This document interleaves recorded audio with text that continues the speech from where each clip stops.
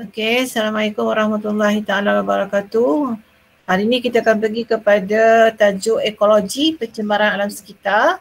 So hari ini ada presentation daripada Saudari Amirah. Okey, persilakan. Assalamualaikum dan selamat sejahtera. Hari ini saya akan membentangkan tajuk ekologi iaitu pencemaran alam sekitar. Maksud pencemaran ialah kehadiran ataupun penambahan sesuatu bahan semula jadi ataupun bukan semula jadi ke dalam persekitaran sehingga boleh merosakkan sebahagian ataupun keseluruhan ekosistem. Persekitaran yang sihat merupakan aset yang penting dalam kehidupan manusia. Manusia perlu minum air yang bersih untuk aktiviti biokimia tubuh, udara yang bersih bagi proses respirasi sel, tanah untuk aktiviti pertanian yang menjadi sumber makanan kepada manusia. Manusia perlu suasana yang tidak bising, sinaran cahaya dan juga haba yang tidak berlebihan. Seterusnya, jenis-jenis pencemaran. Yang pertama ialah pencemaran air. Pencemaran air disebabkan oleh pembuangan sisa toksik ke dalam sungai. Kilang-kilang membuang sisa toksik organik dan juga tak organik ke dalam parit dan seterusnya ke sungai. Menurut berita Astro Awani yang bertarikh 23 September 2020, sebanyak 80% sungai di bandar telah dianggap mati akibat pencemaran, terutamanya pencemaran sisa industri yang semakin meningkat setiap tahun. Yang kedua ialah pencemaran udara. Pencemaran udara merupakan pengotoran udara dengan bahan cemar pada kepekatan yang dapat mengganggu kebolehan penyerakan udara secara normal. Pencemaran udara mungkin boleh memberi kesan terhadap kesihatan, keselamatan serta keselesaan manusia dan juga harta benda. Yang ketiga ialah pencemaran tanah. Tumpahan minyak dan juga sisa kimia akan menyebabkan tanah menjadi tidak sesuai untuk tumbuhan hidup dan ianya terjejas di kawasan tersebut. Contohnya adalah seperti tumpahan minyak di kawasan padang yang menyebabkan rumput tidak boleh untuk hidup. Selain itu, pencemaran tanah juga berlaku disebabkan hakisan tanah akibat daripada aktiviti penggondolan bukit. Yang keempat ialah pencemaran bunyi. Pencemaran bunyi disebabkan oleh bunyi bising kenderaan 24 jam seperti di Kuala Lumpur dan juga di sepanjang lebuh raya. Pencemaran bunyi juga terjadi kerana bunyi bising dari kilang dan juga kuari. Seterusnya, pencemaran sinaran. Pembakaran terbuka menyebabkan sinaran terjejas akibat jerebu, jarak penglihatan rendah dan juga fotosintesis kurang berkesan. Pencemaran sinaran juga boleh berlaku kerana pencemaran radioaktif seperti letupan kilang radioaktif. Di samping itu, pembinaan bangunan yang tinggi akan menyebabkan cahaya tidak dapat sampai ke tanah dan juga pokok tidak boleh berfotosintesis. Seterusnya adalah pencemaran haba. Pencemaran haba ialah pencemaran yang diakibatkan oleh peningkatan suhu terutamanya dalam proses industri. Pencemaran terma akan mengubah suhu air dan udara. Seterusnya akan memberi kesan negatif kepada organisma akuatik. Seterusnya, punca pencemaran. Yang pertama disebabkan oleh kenderaan dan juga jana kuasa.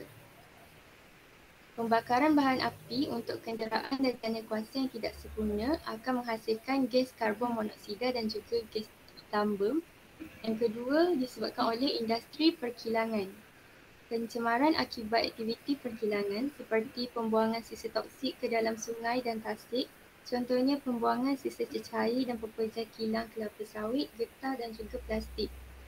Yang ketiga disebabkan oleh industri pertanian. Pencemaran berlaku akibat aktiviti pertanian sama ada yang disebabkan oleh hasil buangan cecair ataupun pepejal seperti aliran air yang bercampur dengan racun makhluk rosak, baja dan sisa makanan, najis haiwan dan sisa makanan ataupun hakisan serta debu daripada pembajakan. Yang keempat disebabkan oleh industri perkapalan.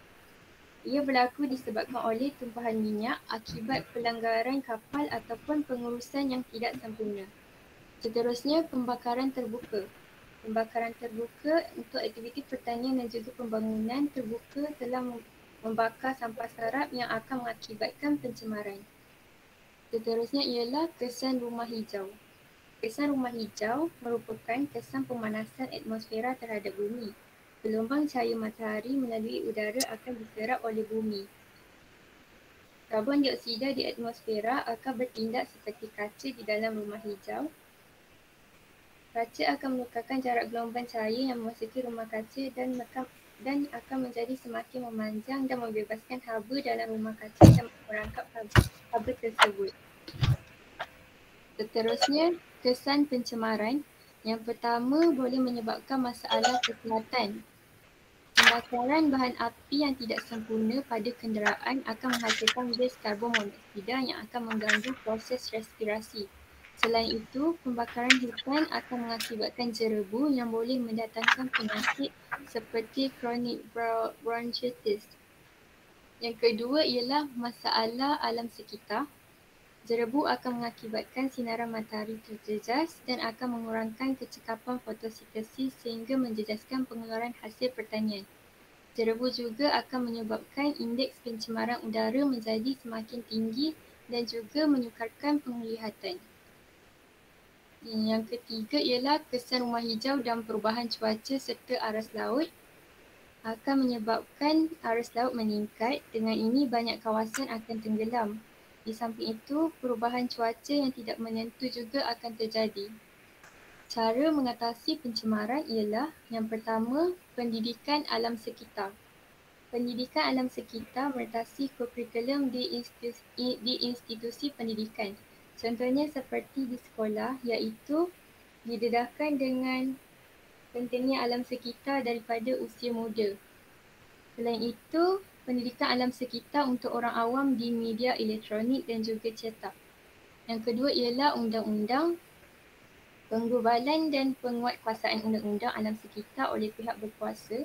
Yang ketiga ialah amalan harian di rumah. Orang ramai tidak membuang sisa minyak ke dalam sinki, sebaliknya minyak dibungkus dan dibuang ke dalam tong sampah. Ini kerana perbuatan membuang minyak ke dalam sinki akan menyebabkan air sukar dirawat.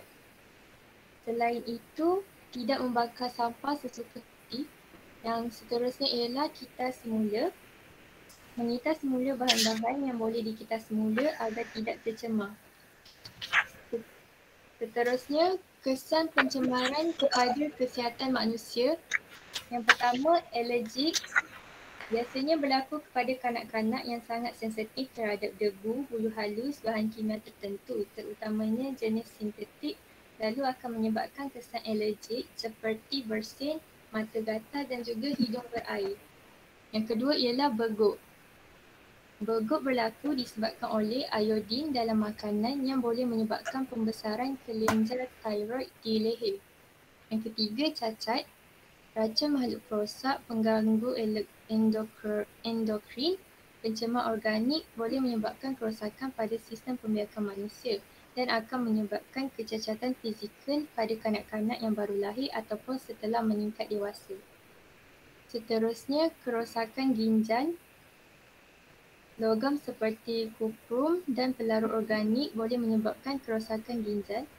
Seterusnya, gangguan hormon boleh terjadi jika terdedah kepada pencemar organik kekal seperti pengganggu endokrin iaitu racun makhluk perosak dan juga lain-lain.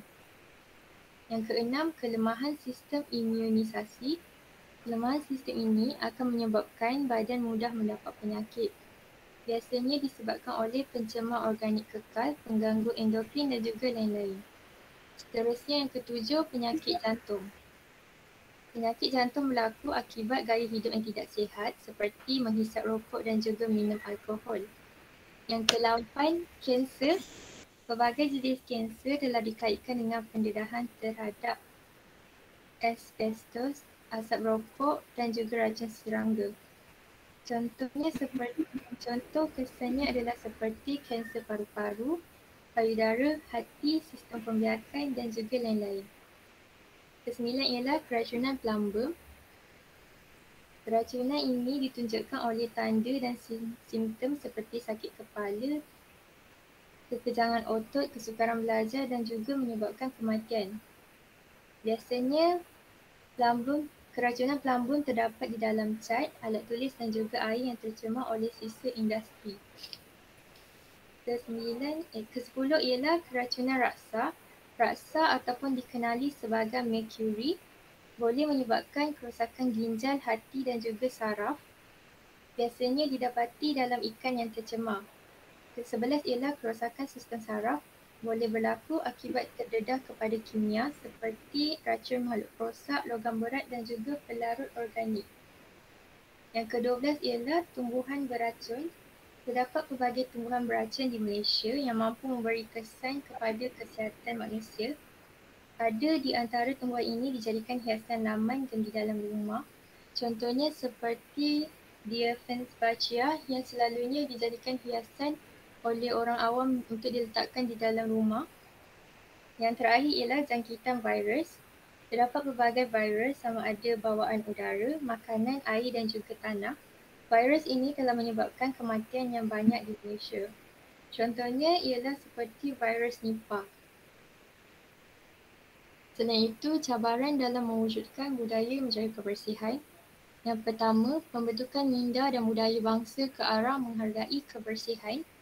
Anggota masyarakat masih belum dapat menghayati budaya untuk menyumbang kepentingan bersama dan tahap moraliti yang setaraf dengan masyarakat minda kelas pertama.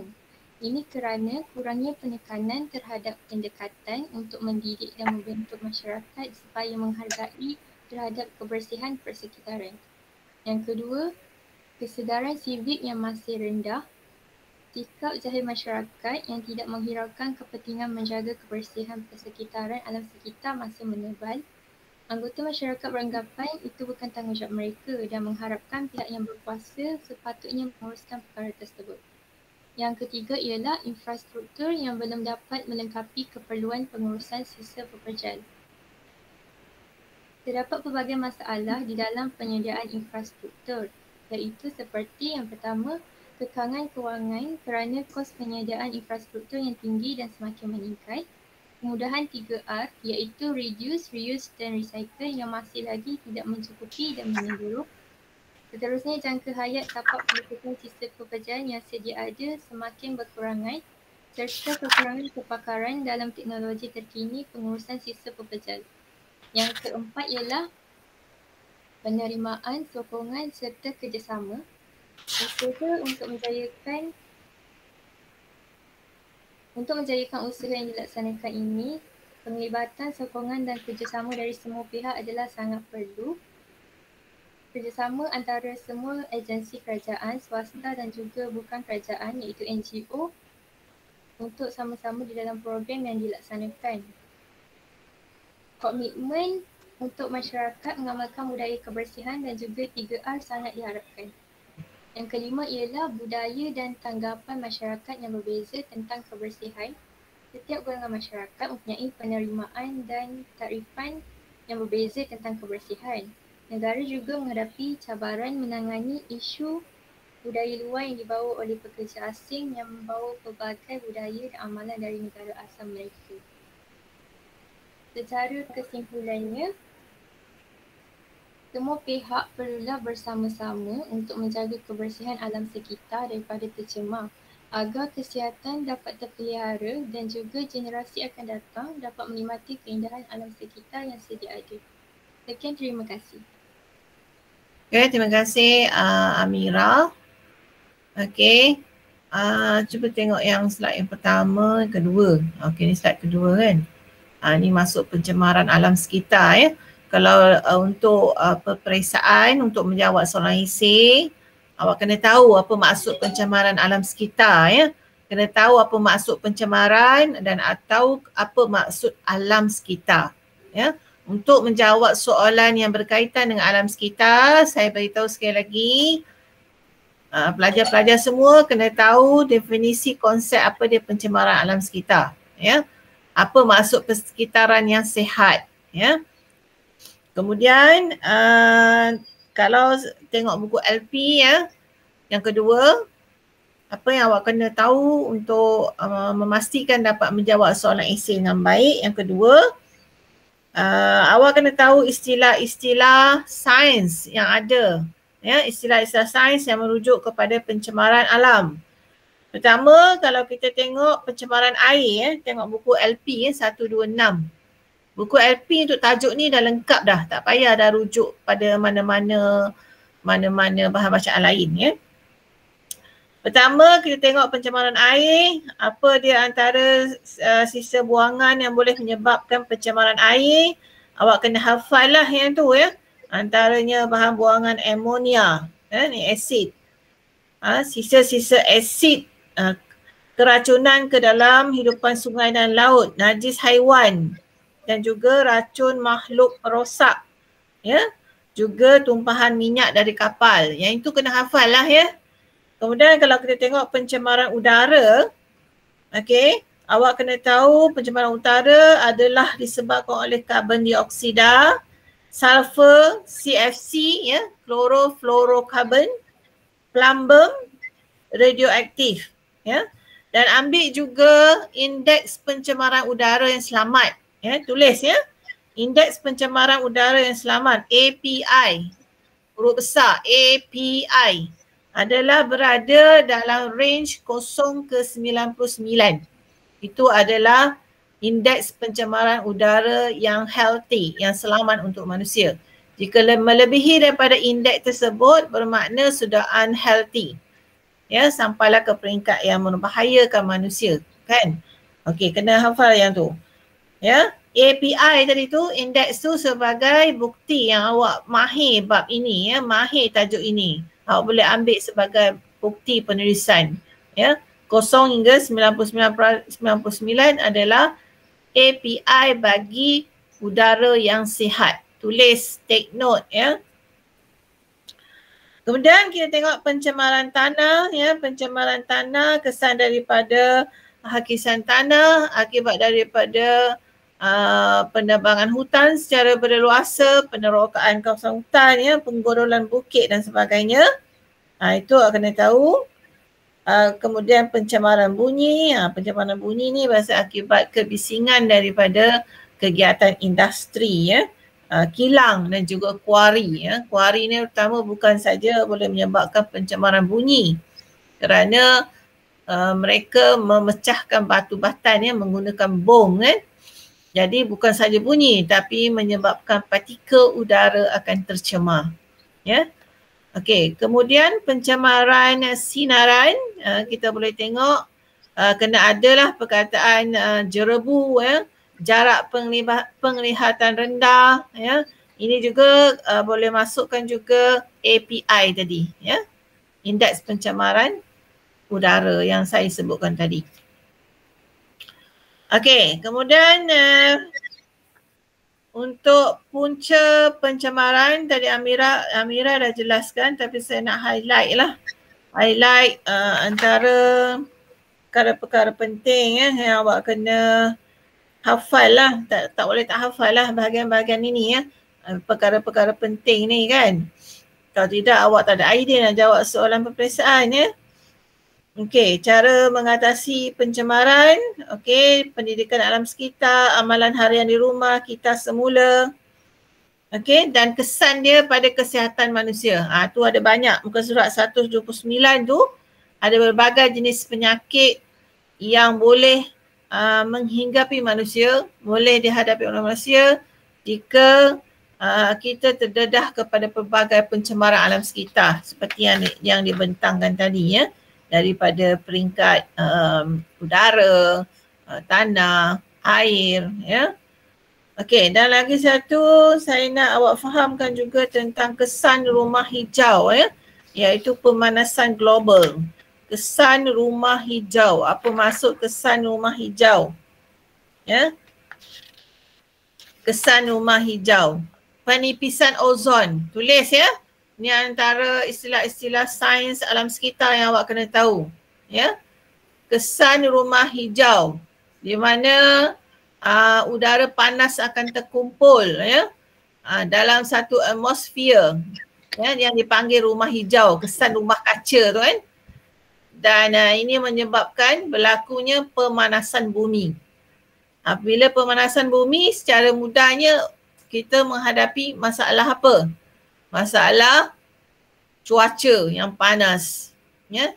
Cuaca yang panas, bukan saja manusia tak tahan tapi hidupan juga tak tahan, ya.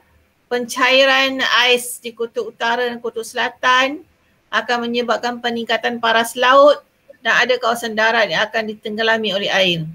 Ya, ini kesan daripada rumah hijau, ya, dan juga penipisan ozon. Itu istilah-istilah sains ini awak kena tahu jika nak jawab soalan ini. Tak boleh buat sembarangan, ya, kena tahu.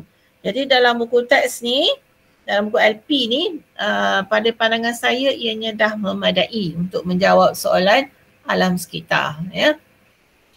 Okey, tapi kena tahulah tadi, saya dah beritahu tadi kan, take note perkara-perkara tu. Okey, kemudian stop presenting Amira. Saya nak tunjukkan satu contoh soalan STPM berkaitan dengan alam sekitar.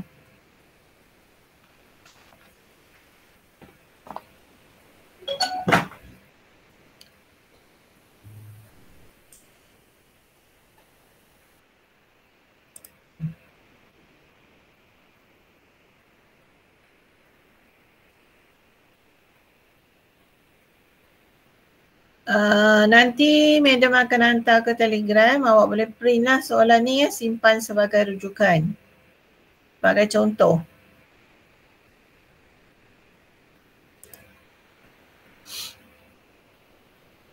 Okey, kita tengok soalan ni, tolong bacakan Haikal, tolong analisis soalan ni.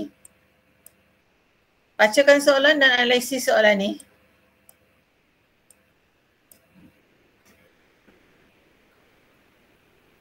Haikal. Saya minta. Baca dan buat analisis isu dia, apa lagi kehendak soalan dia, ya, skema dia. Alam sekitar adalah sesuatu yang penting dalam kehidupan manusia, tidak mengira bangsa, agama dan negara.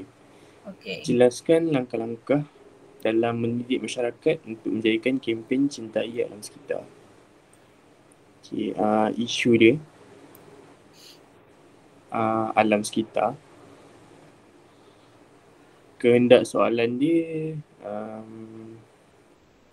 kepentingan dan juga langkah-langkah. Skema dia pula 2+3 atau 3+2. Kata tugas dia jelaskan. Okay, apa pandangan orang lain pula? Amirul.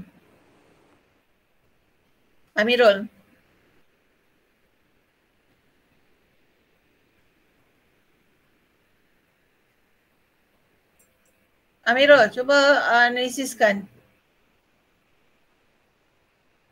Amirul Ashraf. Ya, saya madam. Cuba awak pula analisiskan.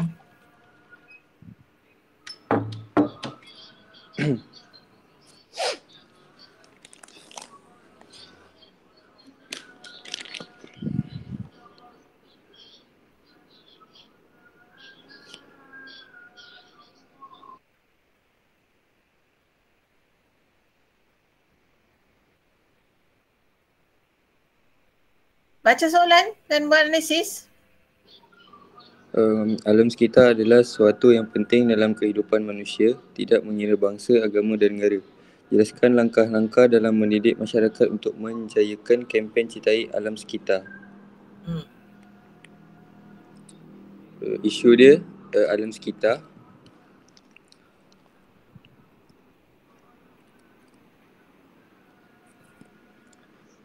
Kehendak soalan dia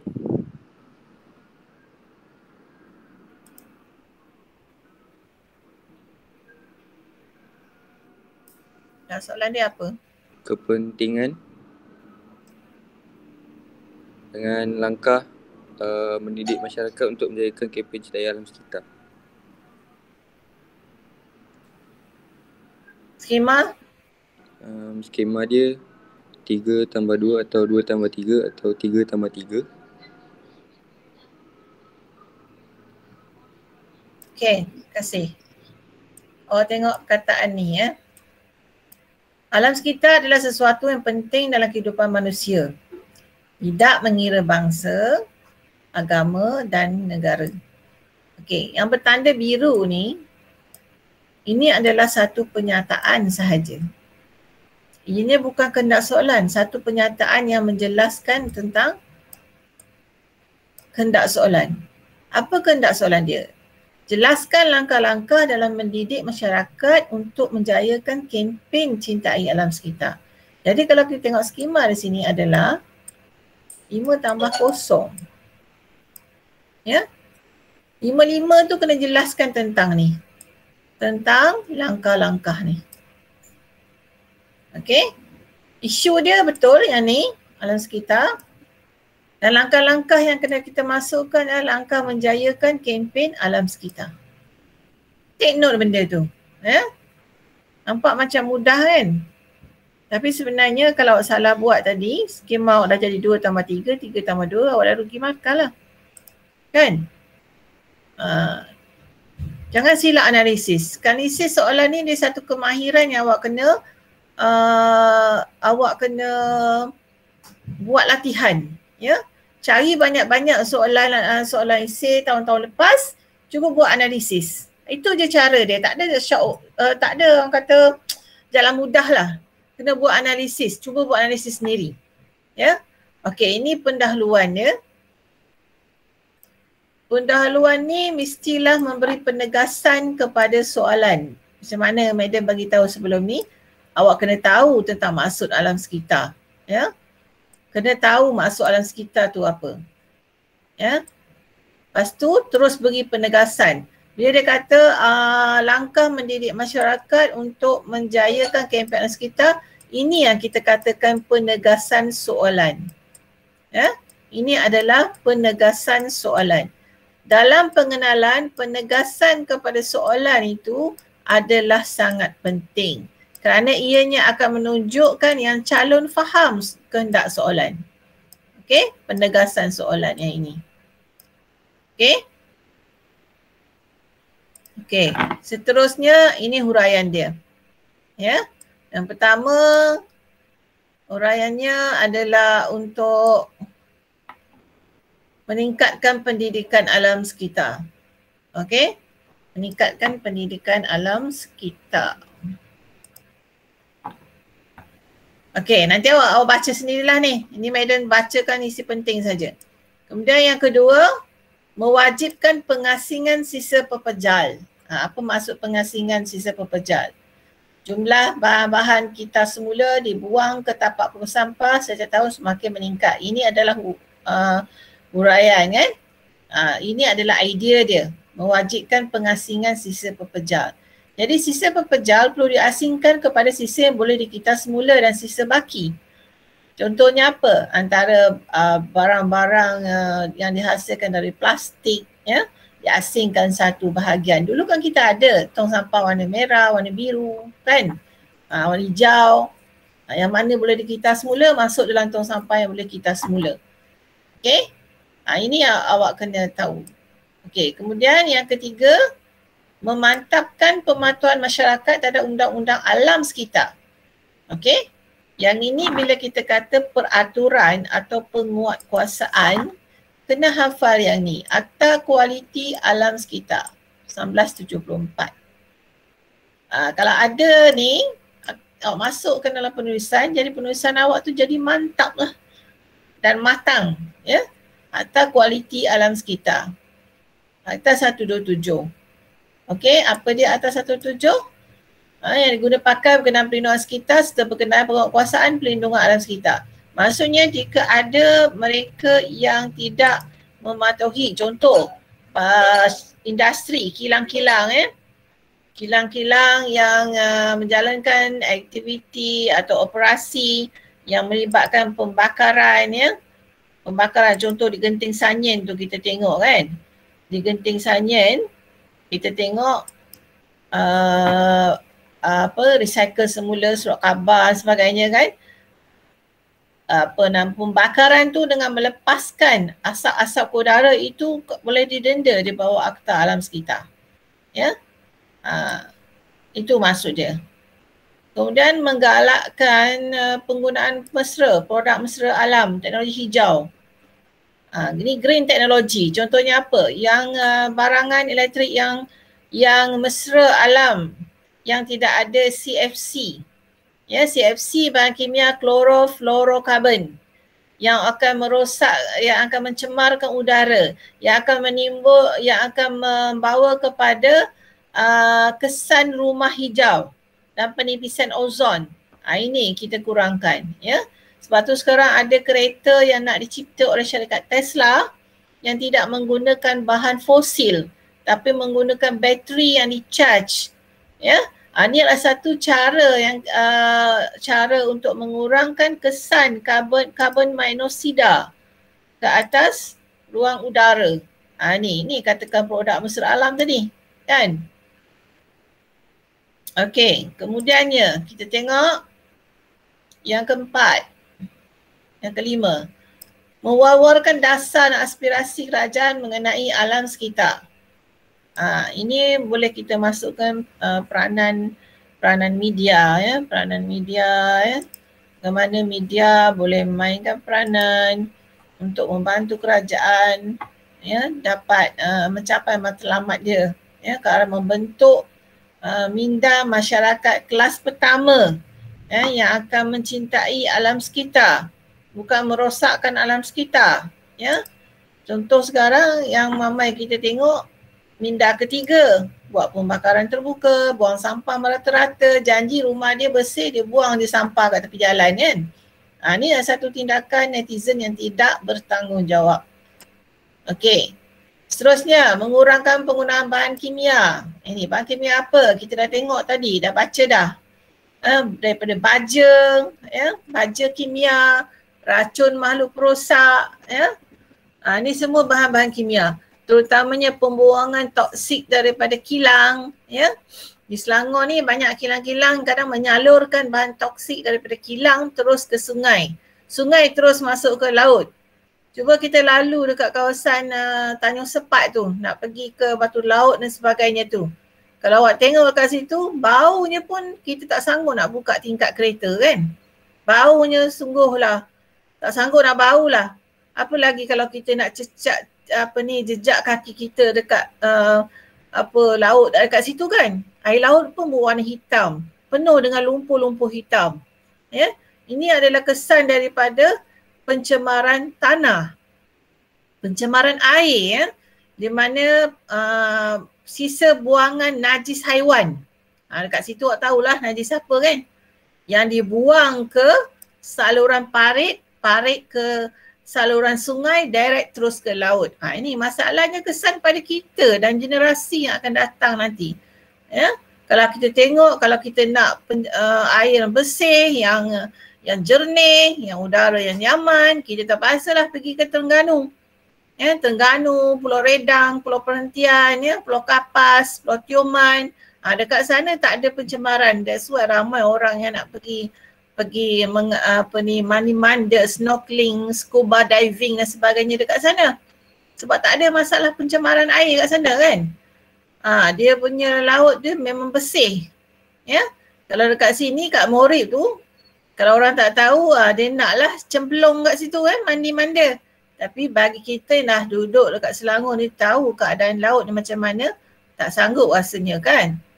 Bukan yang boleh hilang gatal, tambah gatal lagi. Okey. Jadi kesimpulannya dekat sini, masyarakat perlu mengambil bahagian pengajaran, ya, tentang kepentingan menjaga alam sekitar. Ini juga adalah satu penegasan kepada soalan. Dan yang ini kita tengok pihak-pihak lain juga haruslah memainkan peranan. Yang ini adalah cadangan. Okey, bila dalam penutup kita boleh memberi penegasan. Okey, ini kita panggil penegasan, mengambil pengajaran. Lepas tu ini pula kita tengok pihak lain juga haruslah memainkan peranan. Ini adalah cadangan. Ya. Okey. Haruslah memainkan peranan penting dalam memelihara dan memelihara alam sekitar sejajar dengan matlamat kempen Cintai Alam Sekitar. Jadi maksudnya dalam kesimpulan ini, okey, calon boleh masukkan tentang pendegasan kepada soalan semula, ya.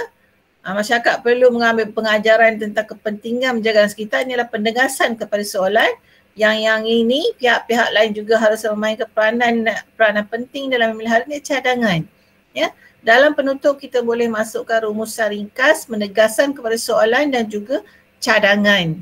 Ya, kalau lagi bijak boleh masukkan dekat penutup situ ialah maksud yang tersirat, bukan tersurat saja, yang tersirat. Ya, kenapa kena jaga kepentingan alam sekitar? Ya, itu maksud tersirat daripada tajuk yang dikemukakan ya dalam soalan tentang alam sekitar ni kan. Okey, ada soalan nak tanya? Ada soalan nak tanya?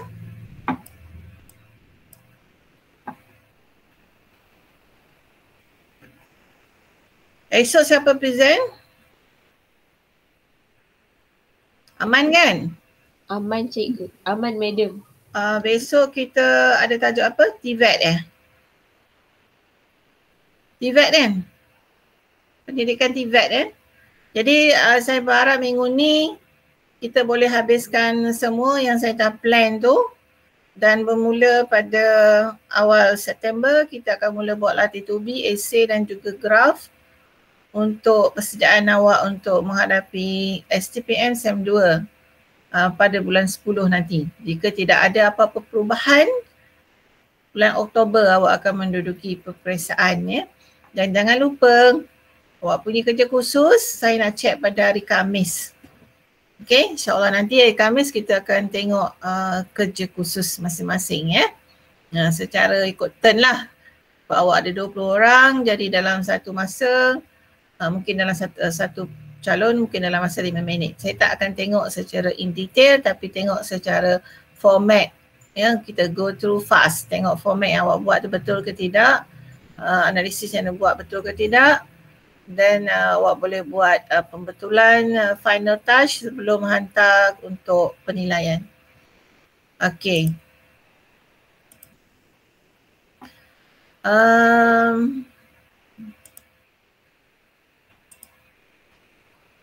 Lagi satu, saya